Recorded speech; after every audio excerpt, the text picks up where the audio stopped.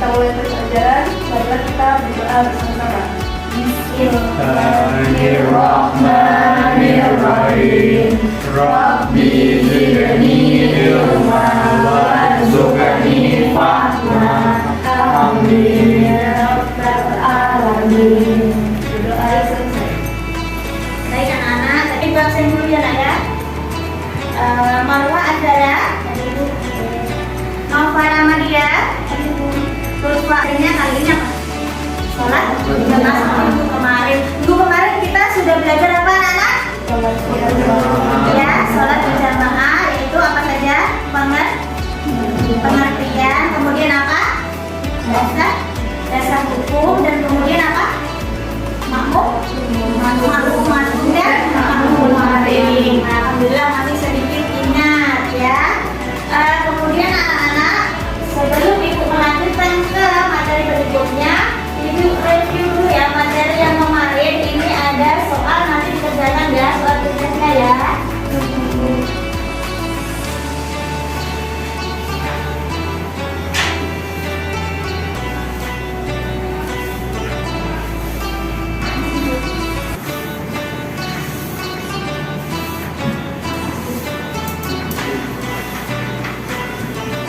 Untuk mengukur sejauh mana kalian memahami materi Ibu. Kompetensi kita yaitu yang pertama, menunaikan sholat wajib berjamaah sebagai implementasi dari pemahaman rukun Islam. Yang kedua, menghayati perilaku demokratis sebagai implementasi dari pelaksanaan sholat berjamaah. Yang ketiga, memahami ketentuan sholat berjamaah. Kemudian ada pun tujuan pembelajarannya, yaitu yang pertama, membiasakan sholat wajib berjamaah sebagai implementasi dari pemahaman rukun Islam. Yang kedua, melaksanakan sholat wajib berjamaah sebagai implementasi dari pemahaman rukun Islam. Yang ketiga yaitu menunjukkan tata cara sholat wajib berjamaah. Jadi dari Anas bin Malik radhiyallahu anhu berkata bahwa Rasulullah Shallallahu Alaihi Wasallam telah bersabda, apa? Katakanlah sofmu, sebab sesungguhnya meratakan sof itu termasuk kesempurnaan tata cara atau ketentuan sholat berjamaah yang terdiri atas dua orang. Yang pertama, perhatikan, jika makmum dan imam laki-laki, makmum berdiri di sebelah kanan imam agak ke belakang. Yang kedua, jika makmum dan imam perempuan, makmum berdiri sejajar di sebelah kanan imam.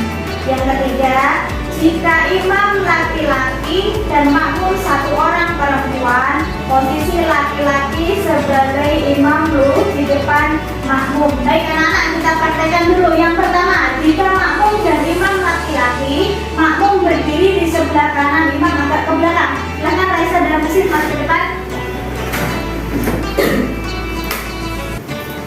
Ada kiblatnya ke sana misalnya. Oke. Raisa pemakmumnya. Oke, nah jadi seperti ini ya nak ya, makmum, imam dengan makmum, seperti ini posisinya. Oke, silakan, terima kasih. Duduk. Yang kedua, jika makmum dan imam perempuan, makmum berdiri sejajar sebelah kanan imam. Silakan, Nova dan Marwah. Siapa imam sama makmum? Imamnya Nova.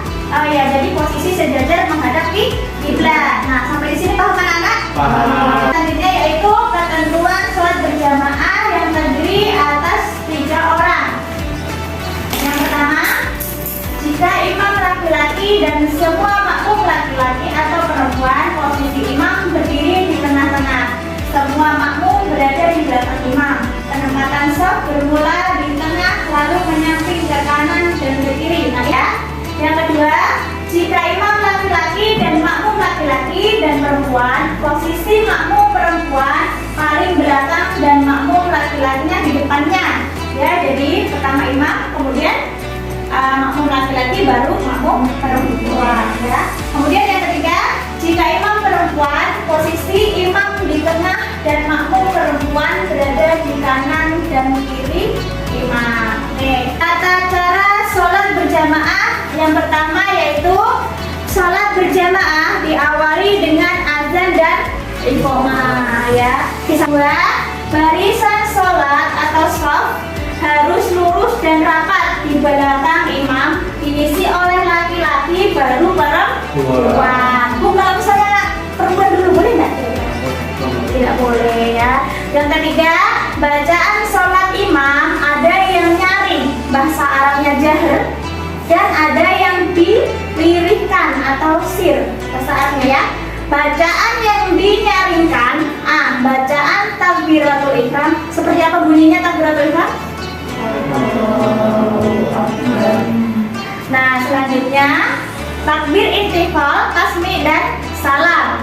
Yang kedua, bacaan Al-Fatihah dan ayat-ayat Al-Quran pada 2 rakaat pertama sholat maghrib, isya dan subuh. Nah, ini kenapa anak-anak seorang imam itu harus menguasai bacaan yang banyak, bacaan hafalan Al-Qurannya banyak. Makanya kemarin kita belajar yang minggu kemarin salah satu imam ya kan, masih ingat ya? Kemudian begitu juga dengan sholat Jumat, sholat gerhana, sholat istiqomah, sholat id, sholat tarawih dan sholat witir.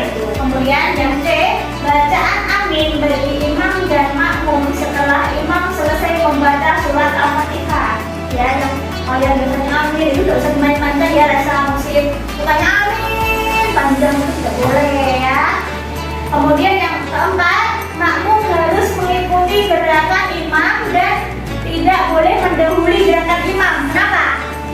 Nanti sholatnya tidak sah ya. Kemudian yang kelima, setelah salam imam membaca zikir dan doa bersama makmum atau sendiri-sendiri, terserah ya. Biasanya kita ikut imam sampai dengan salam-salaman. Nah, ya sholat berjamaah anak. Jadi kalau misalnya sholat halaman, boleh kalian tidak pergi sholat berjamaah. Yang pertama apa? Hujannya, kalau misalnya hujan rintik-rintik masih bisa kalian untuk melalui atau menerjang boleh. Tapi kalau hujan angin boleh tidak usah sholat atau tidak apa. Kemudian yang kedua, angin kencang atau puting beliung. Yang ketiga, dalam keadaan sakit. Dan yang keempat, sangat ingin buang air besar atau kecil. Itu sudah nggak tahan saya yang nggak bisa saya itu boleh ya. Kemudian selanjutnya, nah ini hikmah itu apa anak? Hikmah itu adalah apa? Yang bisa pelajaran yang bisa kita ambil dari sholat berjamaah. Yang pertama apa? Perilaku demokratis. Kemudian yang kedua, bila imam lupa atau melakukan kesalahan, makmum laki-laki bisa memberitahu dengan mengucapkan Subhanallah. Bila perempuan dengan menepuk tangan. Tepuk tangan begitu satu kali aja begini ya. Kan kalau bersama-sama sudah pakai kan? Coba tepuk tangan satu kali deh. Nah, dengan tengoknya sudah sengaja. Jadi kalian merayakan ulang tahun begini, oke? Kemudian yang ketiga, mempererat ukhuwah Islamiyah bersama muslim. Yang awalnya muslim dengan Raisa mungkin tidak kenal, Putri dengan Nova tidak kenal, akhirnya saling berbicara, masih tetap musola. Oh, kamu di mana? Ya kan, saling kan kenal. Iya, maksudnya dorong kan kesini-sini gitu ya. Kemudian yang ketiga, menguatkan kesatuan dan kebersamaan. Kemudian yang kelima, melatih hidup disiplin. Waktunya sholat zuhur jam sekian harus pergi ke masjid sholat, itu teratur hidupnya ya. Kemudian yang keenam, mengajarkan kepatuhan kepada pemimpin. Siapa pemimpin sholat? Imam ya. Kemudian yang ketujuh, terhindar dari sikap egois. Sikap egois itu seperti apa sih nak? Sikap yang ingin menang sendiri. Kalau ada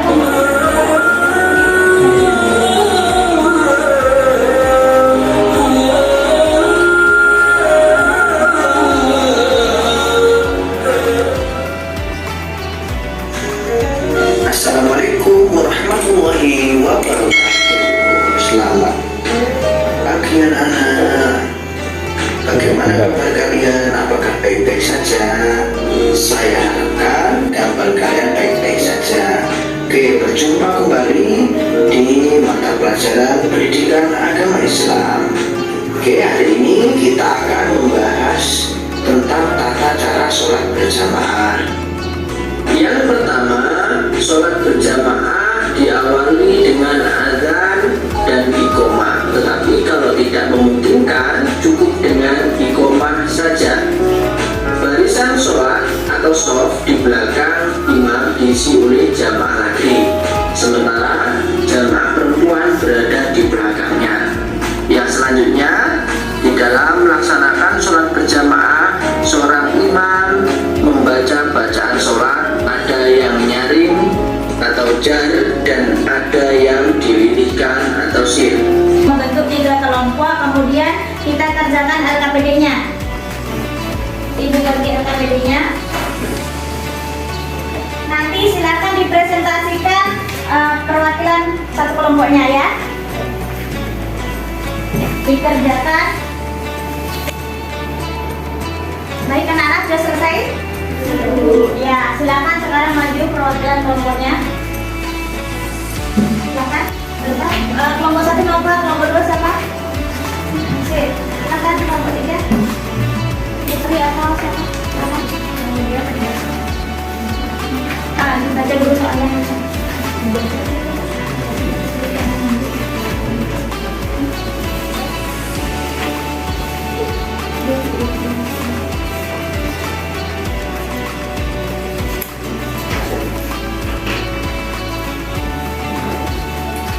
Baik, yang lain perhatikan ya. Kelompok 1 silakan. Baik, Assalamualaikum warahmatullahi wabarakatuh. Waalaikumsalam warahmatullahi wabarakatuh. Dari kelompok 3, terima kasih. Assalamualaikum warahmatullahi wabarakatuh. Waalaikumsalam warahmatullahi wabarakatuh. Baik, kita beri tepuk tangan untuk ketiga kelompok kita hari ini. Silakan duduk, Mas. Terima kasih. Jawablah pertanyaan berikut ini dengan tepat. Yang pertama, meluruskan shaf dan merapatkannya ketika sholat hukumnya titik. Jawabannya apa?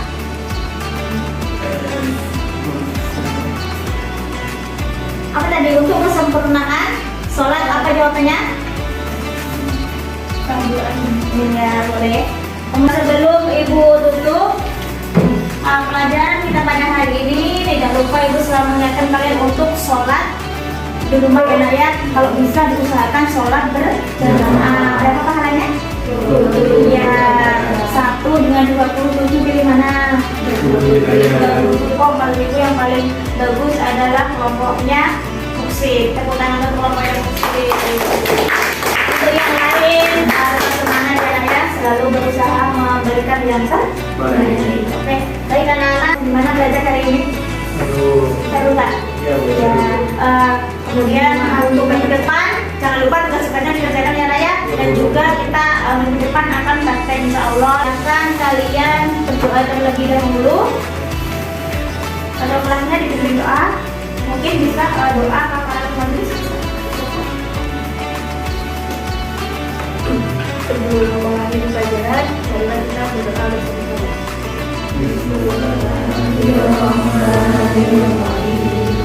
Subhanakallahumma wa